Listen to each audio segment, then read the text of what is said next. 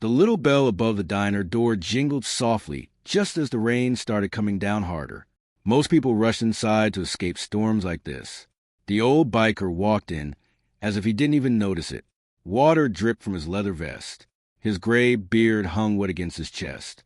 His boots left muddy tracks across the faded black and white floor tiles. Nobody looked happy to see him.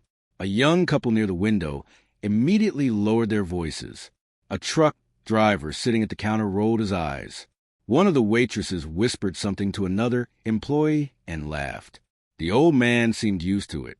He quietly chose the corner booth furthest from everyone else. Then he sat down and started crying.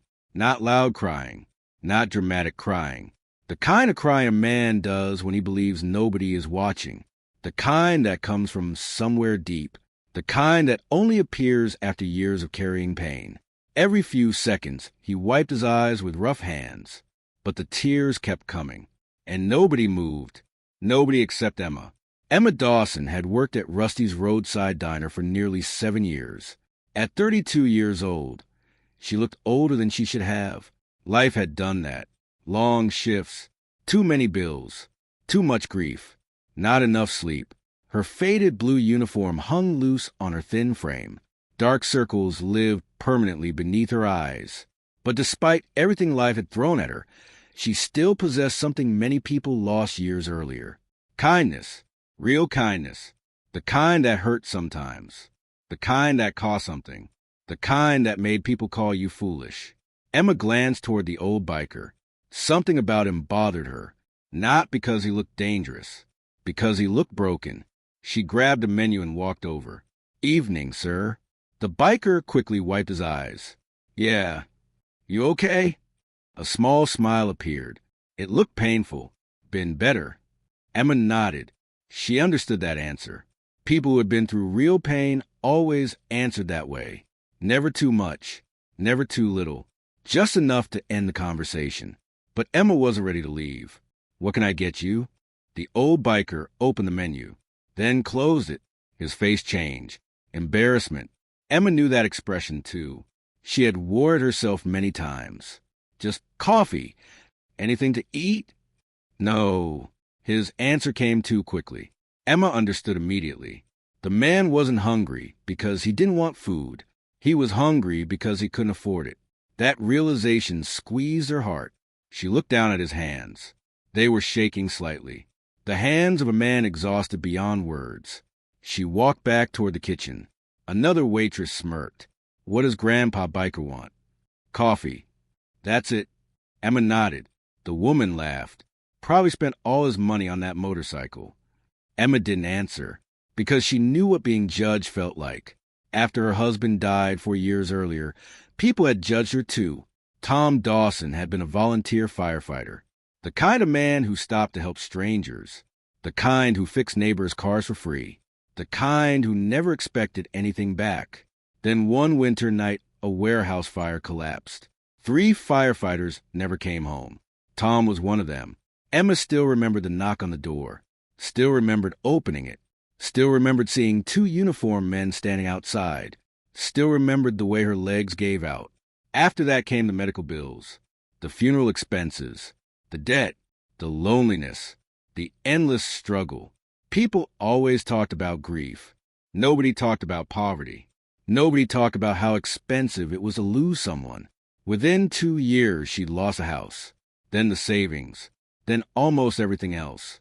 Now she lived in a tiny apartment above a laundromat. Most months she barely survived, but she survived. Because quitting wasn't an option, not when Tom had sacrificed everything. Emma poured a fresh cup of coffee. Then she grabbed a hot turkey sandwich, a bowl of soup, and a slice of pie. She paid for all of it herself. The meal cost nearly an hour of wages, money she couldn't really spare. But something inside her refused to walk away. She carried the tray over. The old biker looked confused. "I only ordered coffee." "I know." His eyes narrowed. "I can't pay for that. It's already paid." The man's jaw tightened. For several seconds he stared at the food, then at Emma, then back at the food. His eyes filled with tears again. But this time they weren't the same tears. These carried gratitude. The kind that hurts almost as much as sadness. You don't know me. Emma smiled gently. Maybe not. Then why? She thought about it. Because she knew hunger. Because she knew loneliness. Because she knew what it felt like when the world stopped caring. But she simply shrugged. Because somebody should. The old biker looked away. His shoulders shook once. Just once. Then he whispered something. So much like her. What? He shook his head. Nothing. Emma left him alone. But she couldn't stop thinking about those words. So much like her. Who was her? A wife? A daughter? A sister? And why had those words hurt him so much? Across the diner, another customer had been watching. His name was Richard Calloway. And he was exactly the kind of man Emma hated. Expensive suit. Expensive watch. Expensive smile. Everything about him looked polished. Everything about him felt fake. Richard owned several commercial properties throughout the county. Most people considered him successful. Others knew the truth. He bullied people, manipulated people, destroyed people, and somehow always stayed just inside the law. Emma knew him personally. 3 months earlier, he'd purchased the apartment building where she lived. Since then, rent had increased twice. Residents were being pushed out. Families were disappearing every week. Richard claimed it was business. Emma called it greed. Now, he sat comfortably sipping coffee while watching the old biker eat. Eventually, he laughed, loud enough for everyone to hear. You know what's funny? Nobody answered. Richard pointed toward the biker. People like him. The diner grew quiet. The biker continued eating, ignoring him. Richard smiled wider. They spent decades acting tough. Still no response. Then Richard leaned back and ended up begging for sandwiches. Emma felt anger rise immediately. That's enough. Richard looked at her. I wasn't talking to you. Good. The smile vanished. For a moment, tension filled the room. Then Richard laughed again. You're always defending lost causes, Emma. The old biker finally spoke. His voice remained calm. Let it go. Emma looked at him. The man wasn't angry, wasn't offended, wasn't even surprised. As if people had been treating him that way for years, maybe decades. Richard stood, dropped money on the table, then headed for the door. Before leaving, he glanced back. You know what separates winners from losers? Nobody answered. His eyes landed on the biker. Choices. Then he left. The door slammed shut behind him. The diner slowly returned to normal. But something about the encounter felt wrong. Emma couldn't explain why. The old biker finished his meal, drank his coffee, then stood. Before leaving, he walked to the register. You paid for dinner. Emma smiled. It wasn't a big deal. It was to me. He pulled a small object from his pocket, a worn silver coin. Old, scratched, weathered. He placed it in her hand. For luck. Emma looked down. The coin seemed ancient. I can't take this. You can. What is it? A faint smile appeared. A promise. Before Emma could ask another question, the biker headed outside, then disappeared into the storm, leaving only questions behind. Questions that would change Emma's life forever. Because the old biker wasn't who he appeared to be. Not even close. And 3 days later, when Richard Calloway made a decision that would destroy dozens of innocent lives, the quiet old man in the corner booth would become the center of a storm unlike anything this town had ever seen. A storm that would begin with a single phone call and end with the thunder of hundreds of motorcycles shaking the earth itself. For the next 3 days, Emma couldn't stop thinking about the old biker. Not because of the tears, not because of the free meal, not even because of the strange silver coin sitting in her apartment. It was a look in his eyes. She had seen grief before. She carried plenty of it herself. But what she had seen in that man felt different, older, deeper, as if he had spent years carrying something too heavy for one person to bear. Every night after work, she found herself staring at the coin. It wasn't valuable, at least not in the normal sense. No gold, no jewels, no marking she recognized, just worn silver and a tiny engraving on one side, a wing, nothing more. Yet somehow it felt important, like it belonged to a story she didn't understand. The following Friday morning started like every other. Emma woke before sunrise.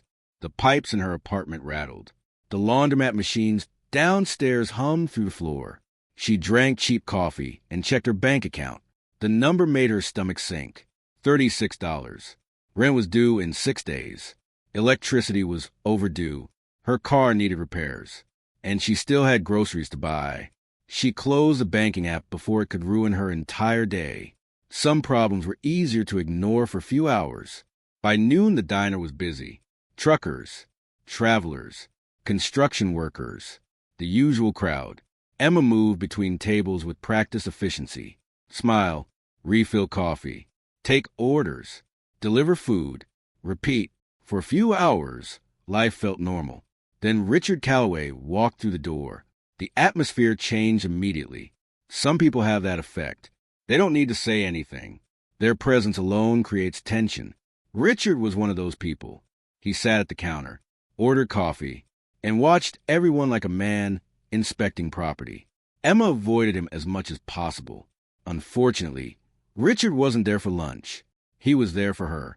When she finally approached, his smile appeared.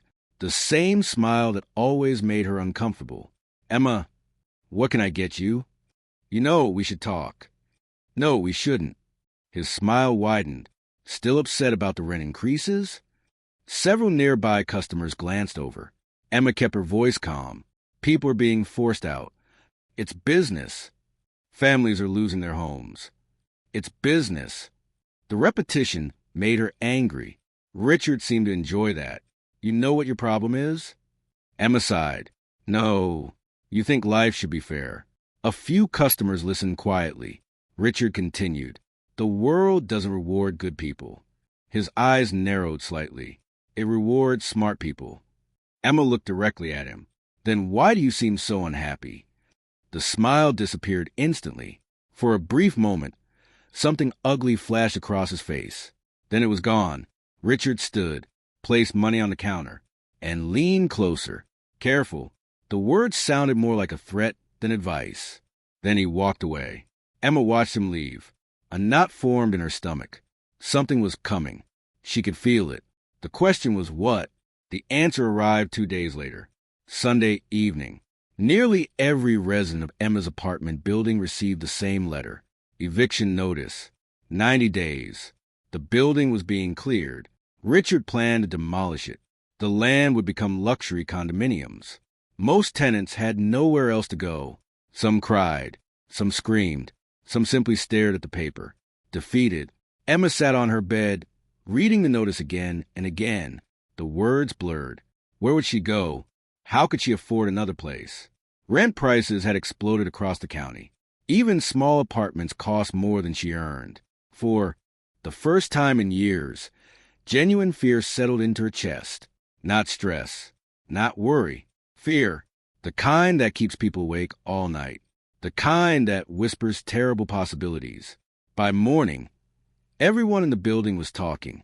Some residents wanted legal action. Others wanted protests. Others had already started packing. Nobody seemed hopeful. Richard's lawyers had covered every angle. Legally, he could do exactly what he was doing. Morally was another matter. But morality didn't pay legal fees. 3 days later, matters became even worse. A local news report announced Richard's newest project. The luxury development would receive significant county support, tax incentives, infrastructure improvements, political backing, everything he needed. Emma watched the report inside the diner break room, her hands clenched into fists. The reporter called Richard a visionary businessman. Emma nearly laughed. Visionary. That was one word for it. Predator was another. That evening she worked a double shift. By closing time, her feet hurt. Her back hurt. Everything hurt. The parking lot sat nearly empty beneath a cloudy sky. She walked toward her aging sedan, then stopped. Someone was standing beside it. An old man, leather vest, gray beard. The biker. Emma blinked. "What are you doing here?" The old man smiled. "Good evening." She laughed despite herself. "You scared me." "Sorry." For a few seconds, neither spoke. Then Emma noticed something. His eyes looked different. Still sad, but calmer, healthier, almost as if that meal had mattered more than she'd realized. What brings you here? The biker looked toward the highway. I heard about your building. Emma frowned. How? Small town. Fair point. News traveled fast, especially bad news. The old biker reached into his pocket, then handed her an envelope. Emma immediately shook her head. No, you haven't opened it. I don't care. Open it. Reluctantly she did. Inside sat several $100s. Emma's eyes widened. No, it's yours. I can't accept this. You can. She pushed the envelope back toward him. Absolutely not. The biker sighed. You're stubborn, says the man standing in a parking lot trying to give away money. A faint smile appeared. For the first time, he actually looked amused. Then his expression became serious. Emma, something in his voice made her listen. You helped me when nobody else would. It was a sandwich. It wasn't about the food. Silence settled between them. The old biker looked toward the dark highway. You treated me like I mattered. Those words landed harder than she expected, because she knew exactly what he meant. Sometimes kindness wasn't about solving problems. Sometimes it was simply about reminding someone they still existed. Emma slowly closed the envelope. I still can't take it. The biker nodded, as if he'd expected the answer. Then he took the envelope back. Fair enough. She hesitated. Can I ask you something? You can ask. Why were you crying that day? For several seconds, he didn't answer. Traffic passed in the distance. A cold wind moved through the parking lot. Finally he spoke. 32 years ago. His voice sounded distant, like he was speaking from somewhere far away. My daughter died. Emma's heart immediately sank. The biker continued. Car accident. No dramatic details. No long explanation. Just 3 words. Yet somehow they carried unimaginable weight. My wife never recovered. He stared into darkness. Lost her too. Emma suddenly understood. The grief, the loneliness, the tears, all of it. The old biker looked down. That day in the diner would have been her birthday. The realization hit like a punch. Emma didn't know what to say. No word seemed large enough. The biker smiled sadly. Your kindness caught me on a hard day. Then he turned toward a motorcycle parked beneath a streetlight, an old Harley, beautiful despite its age. Before climbing on, he looked back. Take care of yourself, Emma. You too. The engine started. Deep, powerful, comforting somehow. Then he rode away into the night. Emma watched until the taillight disappeared. She never imagined that would be the last quiet conversation they'd have, because the following week everything exploded. It started with a fire, a small fire. At least that's what authorities called it. One apartment, 3rd floor, electrical malfunction. Case closed, but residents knew better.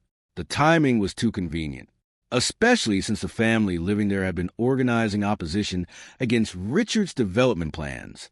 Nobody could prove anything. Nobody could accuse anyone. Yet suspicion spread quickly. Fear spread even faster. People started leaving, not because they wanted to, because they were terrified. Then came the second fire. 2 weeks later, another apartment, another electrical problem, another family that had refused to move. Coincidence became harder to believe. Emma attended a community meeting inside a church basement. Nearly 50 residents showed up. Some cried, some argued, some begged local officials for help. Nothing changed. Every door remained closed. Every request disappeared into bureaucracy. Every complaint somehow led nowhere. By the end of the meeting, people looked defeated. Richard was winning, and everyone knew it. As Emma walked toward her car afterward, she heard voices nearby. 2 men standing beside a black SUV. One of them was Richard. The other looked like private security. Emma couldn't hear everything, only fragments. Need them gone. Running out of time. Don't care how. Then Richard noticed her. The conversation stopped immediately. A cold feeling settled into Emma's stomach. Something was wrong. Very wrong. And for the first time, she began wondering just how far Richard was willing to go. The answer arrived sooner than anyone expected. 3 nights later, a 12-year-old boy named Caleb nearly died. The child became trapped inside one of the apartments during another suspicious fire. Smoke filled the building. Residents screamed. Panic erupted. People ran in every direction. By the time firefighters arrived, Caleb was still inside, and his mother was losing her mind. She tried running into the flames herself. Neighbors held her back. Everyone knew what was happening. Everyone knew the boy wasn't getting out. Then someone appeared. An old biker, gray beard, leather vest. Without hesitation, he ran directly into the burning building. People shouted after him, told him to stop, told him it was suicide. He ignored every word. The crowd waited. Seconds felt like hours. Smoke poured from broken windows. The fire grew. Sirens screamed. And then, through the flames, a figure emerged. The biker, carrying Caleb in his arms. The crowd erupted. Paramedics rushed forward. The boy was alive. Barely, but alive. The old biker collapsed to one knee. His arms burned. His face blackened by smoke. Yet the first thing he asked was one simple question. Is the kid okay? That moment changed everything. People who had ignored him suddenly noticed. People who had judged him suddenly respected him. People who had mocked him suddenly felt ashamed. But the biggest change happened elsewhere, because someone recorded the rescue. And by sunrise, that video had reached people far beyond the town. People who recognized the old biker immediately. People who knew exactly who he was. People who understood something Emma still didn't. The quiet old man wasn't just another rider. Not even close. He was a legend. And when word spread that someone had nearly died while he was trying to protect innocent families, phones began ringing across multiple states. Men started receiving messages. Meetings were called. Plans were made. And somewhere hundreds of miles away, engines that had been silent for years slowly began coming to life. A storm was forming. A very different storm. One built from loyalty, brotherhood, respect, and a debt that countless men believed they owed. The town just didn't know it yet. Emma stood outside the hospital the next afternoon, staring at the television mounted high in the waiting room through the glass doors. The same video played again, and again, and again. The burning apartment building, the terrified crowd, the flames. Then the old biker emerging from the smoke with Caleb in his arms. Every local news station seemed obsessed with it. Reporters called him a hero. Residents called him brave. Firefighters called him lucky. But something else caught Emma's attention. The comments scrolling across social media beneath the broadcasts. People weren't talking about him like he was some ordinary man. They were saying things she didn't understand. That's really him? No way. I thought he retired. Someone better tell the brothers. The old lion is still standing. The founder would be proud. The founder?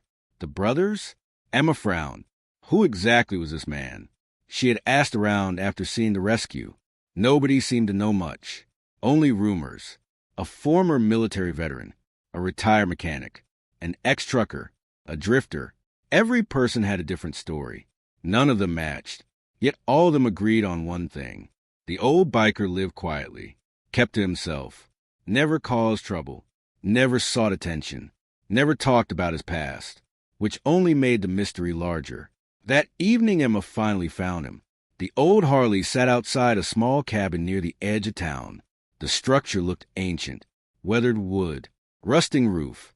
One porch light. Glowing softly in the darkness. She almost turned around. Maybe she was being intrusive. Maybe she should leave him alone. Then she noticed fresh bandages on his arms through the window. The burns from the fire. Before she could change her mind, she knocked. A moment later the door opened.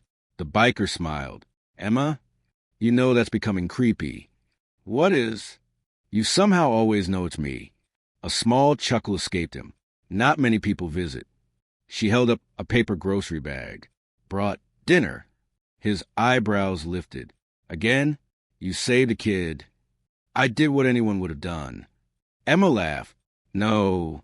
The biker looked away, as if praise made him uncomfortable. Inside, The cabin surprised her. Simple, clean, quiet. Photographs covered one wall. Most were old, very old, black and white images. Motorcycles, roads, groups of riders.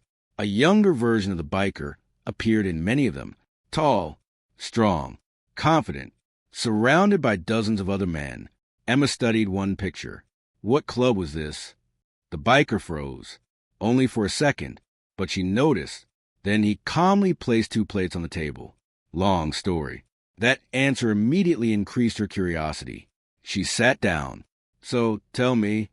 The old man smiled. Persistent. Occupational hazard. For several moments, he remained silent. Then he surprised her. You ever lose everything? Emma almost laughed. Most of it. He nodded. As a young man, I thought motorcycles were freedom. His eyes drifted toward the photographs. Maybe they were. He paused. Then life happened. The sadness returned briefly. My wife, my daughter, the accident. Emma listened quietly. I spent years angry. The biker continued. Years blaming everyone. God, himself, the world. His voice softened. Then one day I realized something. What? They wouldn't want me living that way. The cabin fell silent. Emma understood, because she had spent years trapped inside grief too. Some wounds never healed. You simply learn how to carry them. The biker pointed toward one photograph. A smiling woman. A little girl sitting on a motorcycle. His family. Emma felt her chest tighten. The picture radiated happiness. The kind of happiness that makes loss even harder. They were beautiful. Neither spoke for a while. The silence felt respectful, comfortable. Then headlights appeared outside. Several vehicles. Too many vehicles. The biker immediately stood. His expression changed. Emma noticed instantly. Not fear, recognition. A deep rumble of engines echoed from beyond the trees. Motorcycles. Lots of motorcycles. Within seconds, dozens of headlights emerged from the darkness. Emma walked toward the window. What is that? The biker sighed. Trouble. The motorcycles rolled into the clearing. 10, 20, 30, maybe more. Every rider wore leather. Every rider looked serious. Nobody spoke. Nobody laughed. Nobody acted casually. The atmosphere felt different. Heavy, purposeful. The lead rider removed his helmet. A large man with a scar across his cheek. The moment he saw the old biker, his face softened. Then something happened that completely shocked Emma. The giant biker lowered his head respectfully, not slightly, completely, like a soldier greeting a commander. Every other rider followed.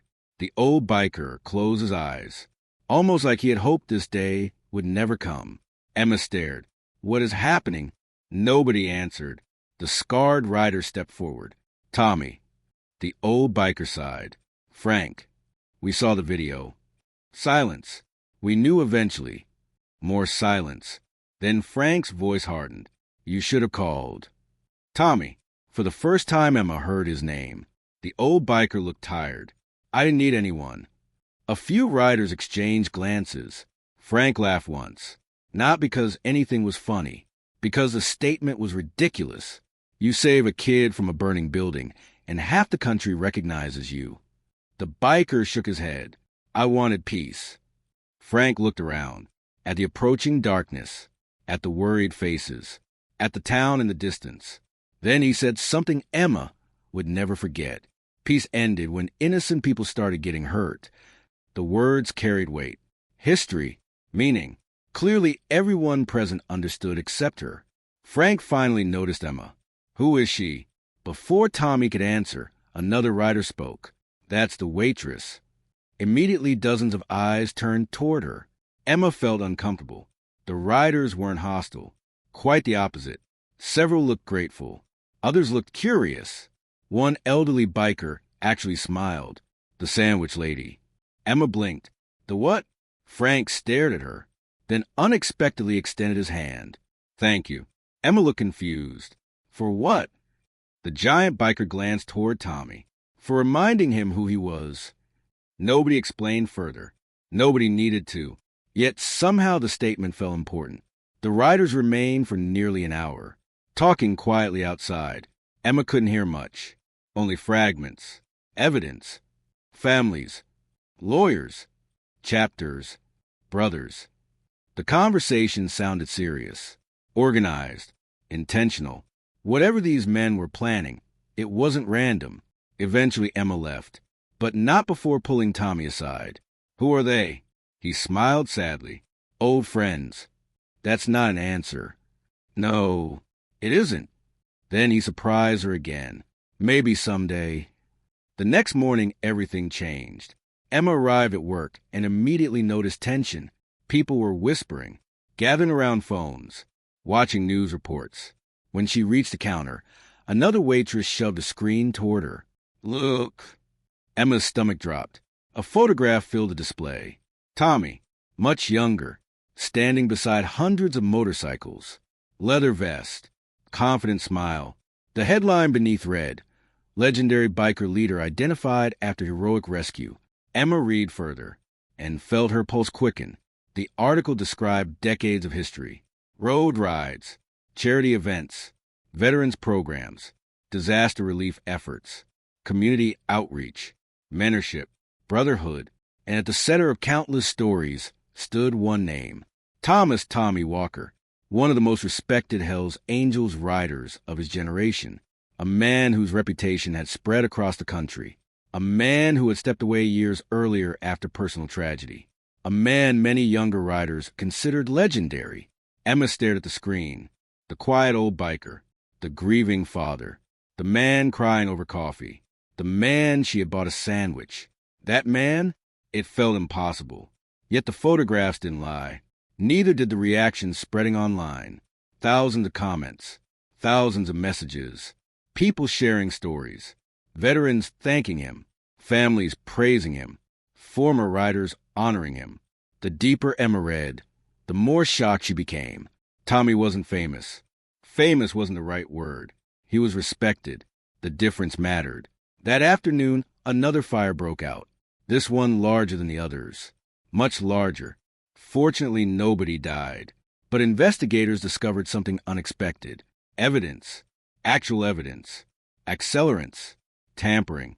Signs that the fire had been intentionally started. The official story began collapsing. Fast. Residents grew furious. News crews arrived. Questions multiplied. And for the first time, Richard Calloway looked nervous. Emma saw him outside a county meeting that evening. Gone was the confident smile. Gone was the arrogance. Something had changed. Pressure. Real pressure. But Richard wasn't finished. Not even close. Because desperate men often become dangerous men. And that night, he made the worst decision of his life.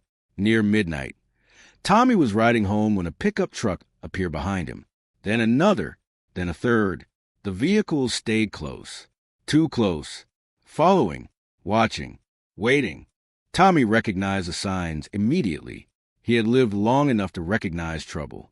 The trucks followed him for miles, until a deserted stretch of road outside town. Then they accelerated. The first impact struck from behind. Hard. Metal slammed against metal. Tommy's motorcycle swerved violently. The second hit nearly threw him into a ditch. The attackers weren't trying to scare him. They were trying to kill him. The old rider fought for control. Years of experience kept him upright. Barely. Another collision. Another attempt. Then disaster. The Harley lost traction. The motorcycle crashed. Tommy hit the pavement. Rolling. Sliding. Pain exploded through his body. The trucks disappeared into darkness before witnesses could arrive. By the time emergency responders reached him, he was unconscious.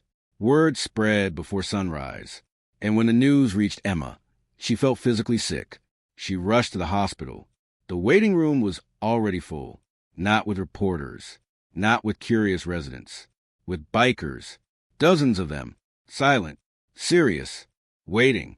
More arrived every hour. Then dozens became hundreds. Parking lots filled. Roads filled. Hotels filled. People traveled from neighboring states. Then farther. And farther. Every arriving rider carried the same expression. Concern. Respect. Loyalty. Brotherhood. Emma had never seen anything like it. Neither had the town.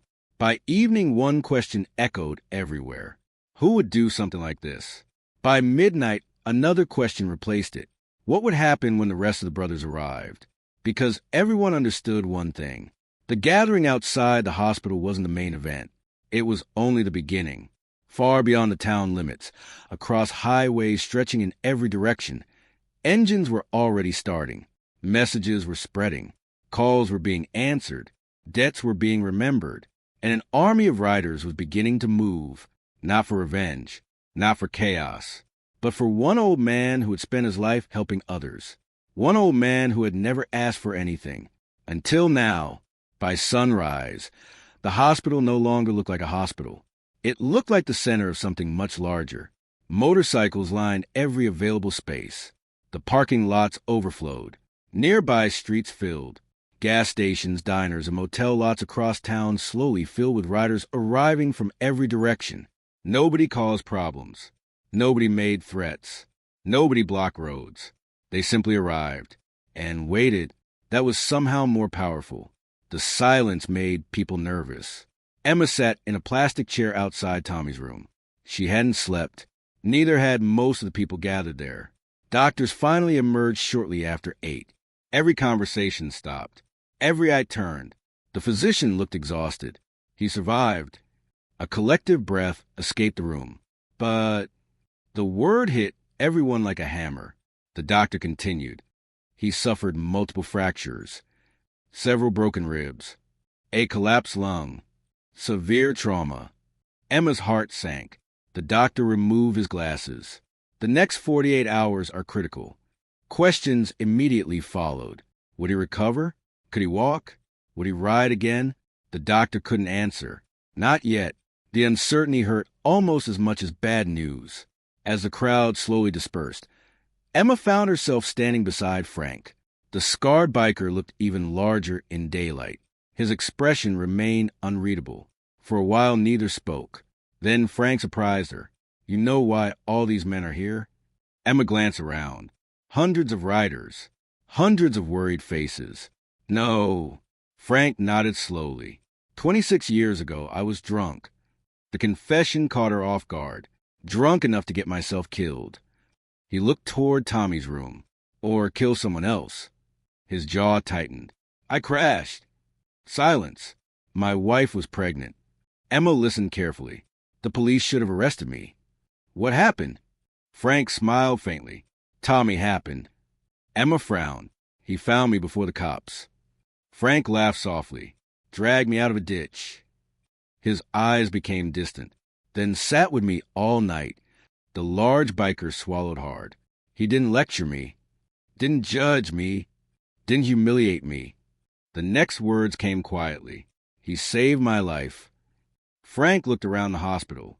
Half these men have stories like that. Emma stared. Half.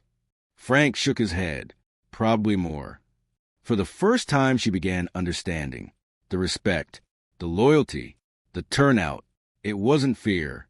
It wasn't reputation. It was gratitude. Years of gratitude. Decades of it. The old man she had fed one sandwich had apparently spent a lifetime helping people. People never forgot things like that. Meanwhile, Richard Calloway wasn't having a good morning. News of Tommy's accident had spread everywhere. Questions were growing louder, especially after investigators confirmed the crash looked suspicious. Local reporters started digging. Residents started speaking. Former employees started talking. Stories emerged.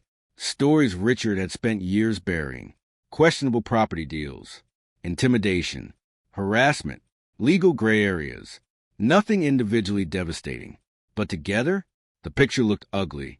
Richard knew it, which explained why he spent most of the day yelling at lawyers. And by evening, he made another mistake. A much bigger mistake. One that would ultimately destroy him. He decided to scare people. Again, a family named the Ramirez's still refused to leave their apartment.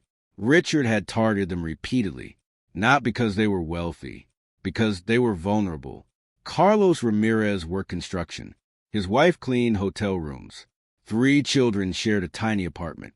They couldn't afford to relocate, so they stayed. That night, someone broke into their apartment.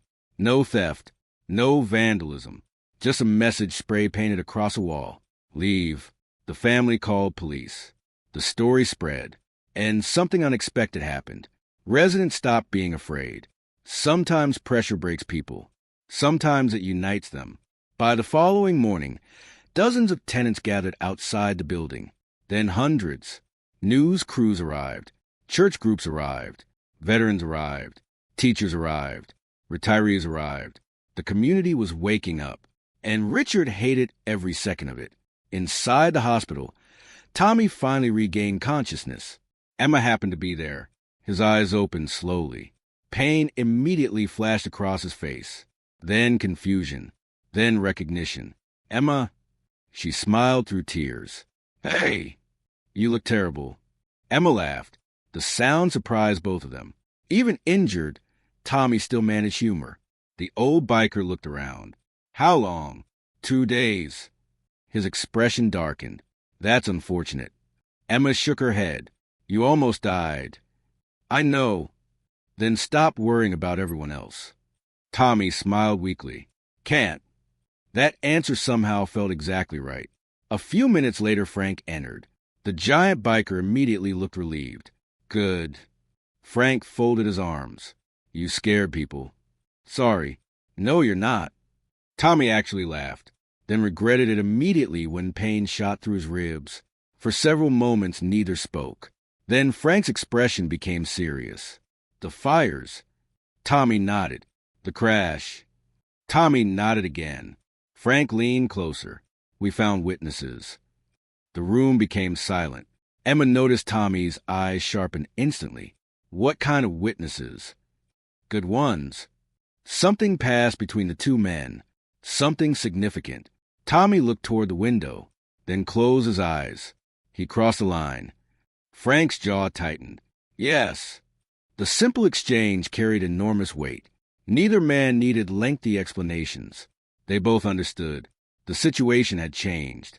Outside, events accelerated rapidly. Investigators discovered connections between several suspicious incidents. Witness statements started matching. Evidence began appearing. Former associates started cooperating. Richard's carefully constructed world developed cracks. Large cracks. Yet despite everything, nobody could directly tie him to the crimes. Not yet. Then came the sacrifice. The moment that changed everything. A man named Eddie Harper walked into the sheriff's office. Most people didn't know Eddie. Richard certainly did. For years, Eddie had worked as a contractor on Richard's projects. He knew things, dangerous things, the kind of things people kept secret, the kind of things that got buried. When Eddie entered that office, he understood exactly what would happen. He would lose his career, his reputation, possibly his safety, maybe more. His wife begged him not to do it. His friends warned him. Everyone told him to stay quiet. But Eddie couldn't. Not after the fires. Not after the families. Not after the boy nearly died. And definitely not after Tommy's crash. So he talked for 7 straight hours. Names, dates, payments, instructions, threats, everything. By the time he finished, investigators possessed enough information to begin unraveling years of corruption. Eddie knew the consequences, yet he did it anyway. One ordinary man choosing courage over comfort. One ordinary man sacrificing everything because it was the right thing to do. When word reached Tommy, he simply nodded. Brave man. Frank agreed. The bravest. 2 days later, Tommy was finally strong enough to sit upright. The entire town seemed relieved. The hospital staff certainly was, because by then the number of visiting bikers had become almost impossible to count. Every day more arrived. Every day more roads filled. Every day more hotels sold out. And then came the call that changed everything. Frank received it shortly after noon. He listened quietly, said almost nothing, then ended the conversation. Emma happened to be nearby. She noticed the change immediately. What happened? Frank looked out the window, far toward the highway. They're here. Emma frowned. Who's here? The giant biker smiled. For the first time, genuine emotion appeared. The rest. 3 simple words. Yet Somehow they felt enormous. An hour later, the first vibrations began. Most people didn't notice initially. A faint tremor, barely detectable, like distant thunder. Store windows vibrated slightly. Coffee cups trembled. Dogs started barking. Birds lifted from power lines. Residents looked around in confusion. The sound grew gradually, slowly, patiently. A low rumble, far away, almost impossible to identify. Then it became louder, and louder, and louder. People emerged from buildings, shops, restaurants, offices, schools. Everyone looked toward the horizon. The rumble continued building, no longer distant, no longer faint, now unmistakable. Motorcycles, hundreds of them, maybe more. The sound rolled across the countryside like approaching thunder, deep, powerful, relentless. Children pointed. Adults stared. Traffic slowed. News helicopters appeared overhead. The vibration reached. Downtown, storefront windows rattled. Street signs shook. Conversations stopped. The rumble became a roar, then a thunderclap, then something beyond description. Headlights appeared first.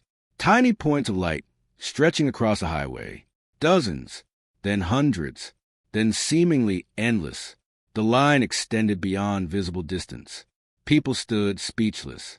No movie could have prepared them. No photograph could have captured it. The motorcycles moved together with incredible precision, row after row, wave after wave, an ocean of chrome and steel. The sound filled the sky, filled the streets, filled every corner of town. Residents watched from sidewalks, from rooftops, from parking lots. Many recorded videos. Others simply stared, unable to process what they were seeing. The riders continued arriving. Hundreds became more, then more, then more. Veterans saluted. Children cheered. Elderly residents wiped tears from their eyes.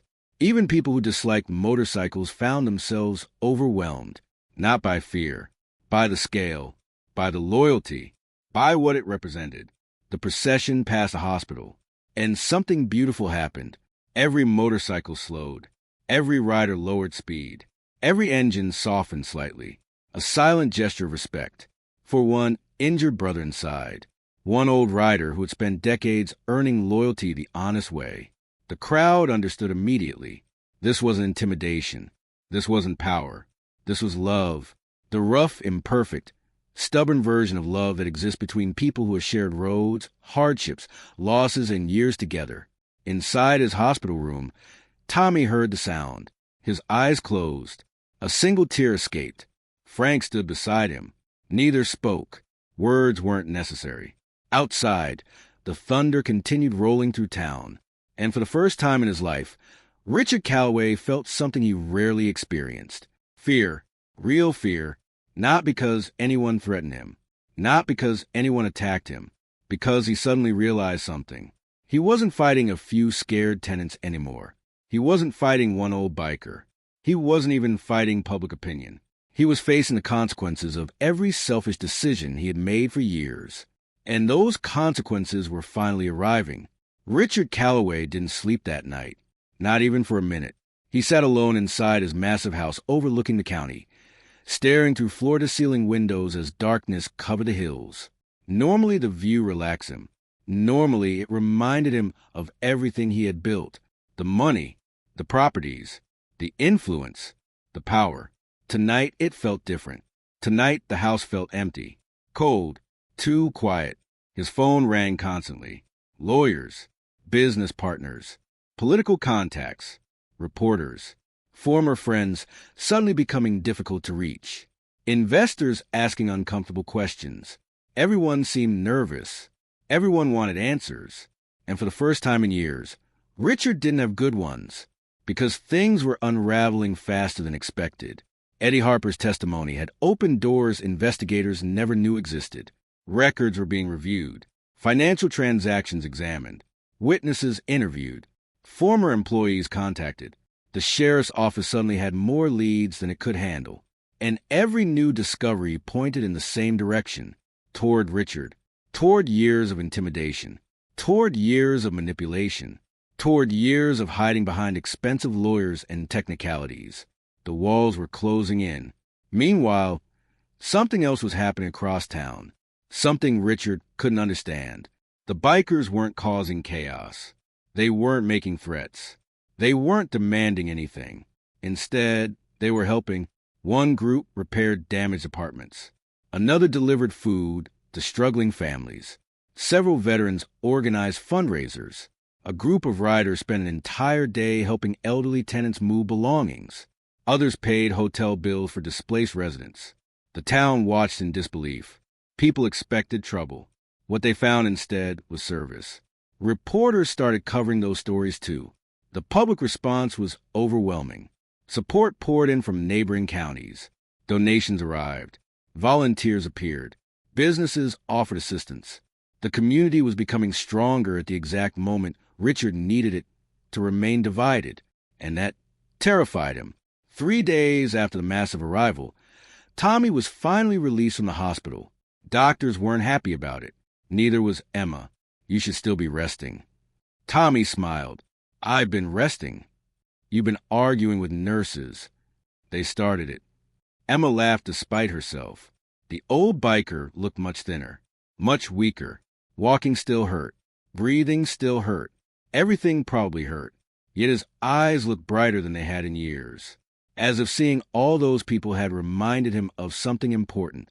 Outside the hospital, hundreds waited, not because Tommy requested it, because they wanted to be there. The moment he emerged, applause erupted. Not loud, not wild, just genuine, heartfelt, respectful. Tommy immediately looked embarrassed. Stop that. Nobody listened. Several older riders stepped forward. Men whose hair had turned gray decades ago. Men who had shared roads with him for 40 years. One by one they hugged him. No speeches. No dramatic declarations. Just brotherhood. The simple kind. The kind built over decades. Emma watched quietly, then noticed something strange. Tommy seemed emotional. Not because of the attention. Because of the people. Almost like he couldn't believe they had all come. Almost like some part of him had forgotten what he meant to them. That realization broke her heart a little, because she understood loneliness. She understood what grief could do, how it could convince someone they were alone, even when they weren't. That evening, Tommy invited Emma to the cabin. The same porch, the same old rocking chair. Yet everything felt different. The storm hanging over the town was finally beginning to clear. For a while they sat quietly, watching sunset paint the sky orange. Eventually Tommy spoke. You ever wonder why I stayed away? Emma glanced at him. From them? He nodded. After my wife died. Silence settled briefly. I couldn't stand the memories.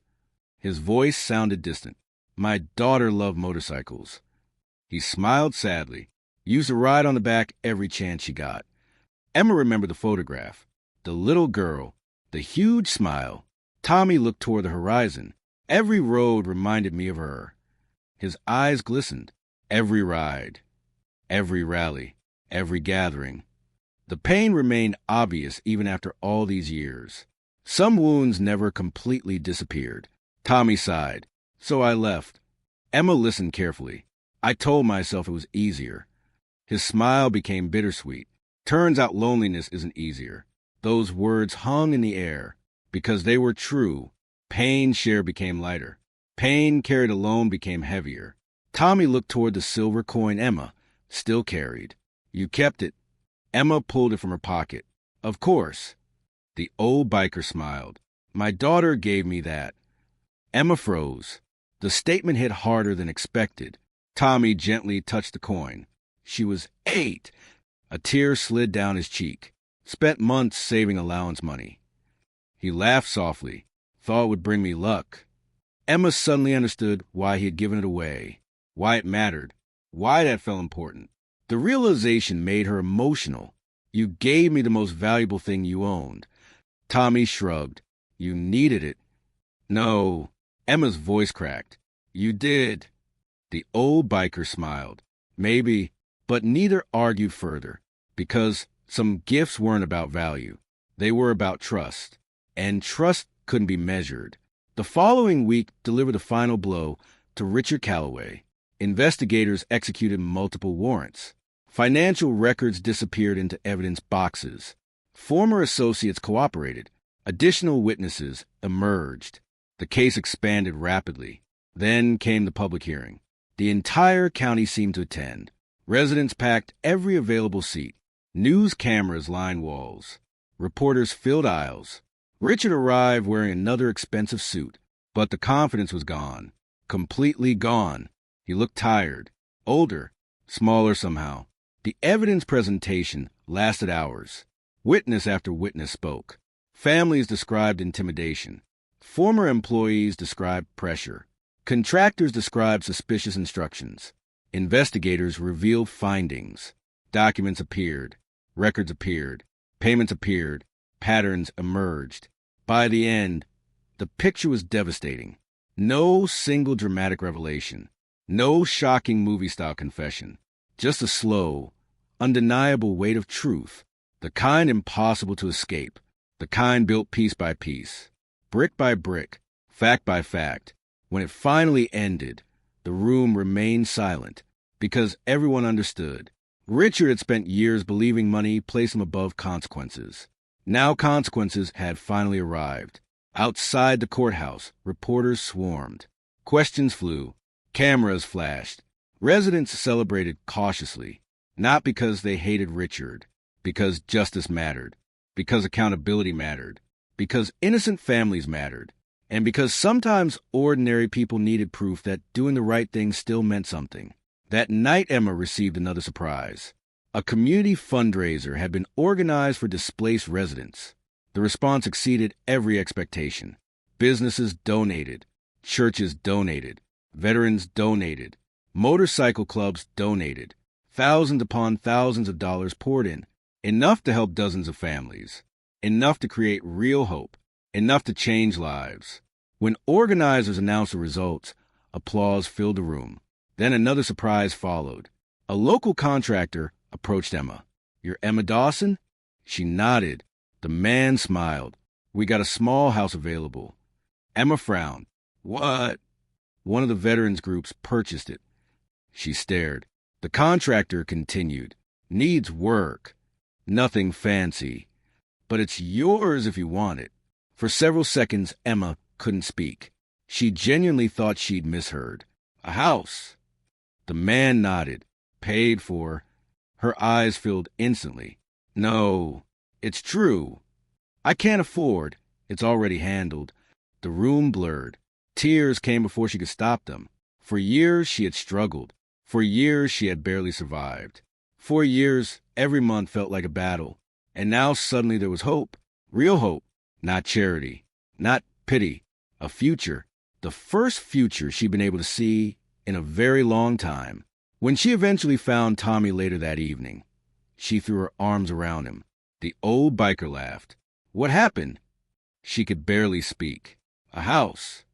Tommy smiled immediately, as if he already knew, which, judging by Frank's guilty expression nearby, he probably did. Emma pulled away. "You knew." Tommy shrugged innocently. "I might have heard rumors." "You planned this." "No." He smiled. "People planned it." That answer mattered, because it was true. The community had done it. The people he had spent years helping had done it. Kindness had spread, one act leading to another, then another, then another, like ripples moving across water. Several weeks later, Emma stood on the porch of her new home. It wasn't large. It wasn't luxurious. But it was hers. Fresh paint covered the walls. Flowers grew beside the steps. A small American flag moved gently in the breeze, and parked in the driveway sat an old Harley. Tommy had stopped by. Again, he visited often now, not because he needed help, because neither of them wanted to be alone anymore. The old biker sat in a chair, sipping coffee. Emma joined him. For a while, they simply watched the sunset. Comfortable silence. The best kind. Eventually, distant engine noise drifted through the evening air. Both looked up. A line of motorcycles appeared on the road. Then another. Then another. Dozens of riders. Not rushing. Not roaring. Just riding. enjoying the evening, enjoying the road, enjoying life. Many waved as they passed. Tommy waved back. Emma noticed a smile on his face. The genuine one, the one she rarely saw. You miss it? He looked at the riders, then at the sky, then at the home filled with laughter and friendship and new memories. A little. Emma nodded. Good. Tommy chuckled. Why? Because it means you're alive. The old biker considered that, then slowly smiled. Maybe you're right. The sun continued sinking. Golden light covered everything. The house, the road, the motorcycles, the people. For the first time in years, Tommy didn't feel trapped by memories. For the first time in years, Emma didn't feel crushed by uncertainty. Both had lost things they could never replace. Both carried scars that would never fully disappear. Yet somehow they had found something unexpected. Family, not the kind created by blood, the kind created by loyalty, by sacrifice, by compassion, by people choosing to stand beside one another when life became difficult. As darkness slowly settled over the countryside, Tommy reached into his pocket, then placed something on the table between them. Another silver coin, identical to the first. Emma looked surprised. You had two. Tommy smiled. My daughter gave one to me. He pointed toward Emma's coin. And one to her mother. The old biker's voice softened. I think she wants you to have both. Emma stared at the coins, unable to speak. Tommy looked toward the horizon where the last motorcycles disappeared into evening light. For a moment, his eyes seemed far away, almost as if he could see his wife, his daughter, all the roads behind him, all the people who had shared the journey. Then he smiled, a peaceful smile, the kind that only appears after a long storm finally ends. And as the final rays of sunlight faded beyond the hills, Emma realized something beautiful. The meal she had bought for a crying stranger had never really been about food. It had been about seeing someone who felt invisible, about choosing kindness when nobody else did. And sometimes one small act of kindness becomes a road that leads hundreds of hearts back home. That was the road Tommy had spent his life riding. And in the end, it turned out to be the road that saved them both.